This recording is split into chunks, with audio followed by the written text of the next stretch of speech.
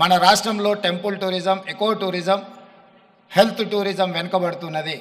మొన్ననే దావోస్లో అగ్రిమెంట్ చేయడం జరిగింది.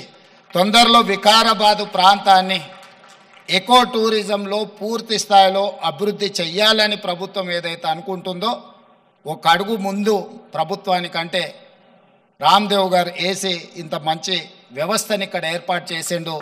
తొందరలో ఈ ప్రాంతం యొక్క అభివృద్ధికి ఇది ఒక ప్రాతిపదిక అవుతుంది. అందుకే ఈరోజు ఈ నిర్వాహకులను రామ్దేవ్ గారిని మనస్ఫూర్తిగా తెలంగాణ రాష్ట్ర ప్రభుత్వం అభినందిస్తుంది.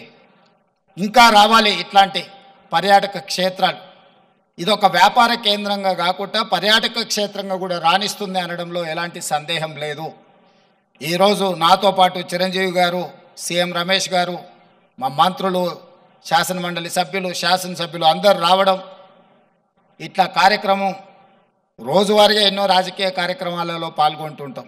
కానీ ఈ కార్యక్రమంలో పాల్గొనడానికి ఒక ప్రత్యేకత ఉన్నది. ఈ ప్రత్యేకత రాష్ట్రం యొక్క ఆలోచనకు అనుగుణంగా ఉన్నది.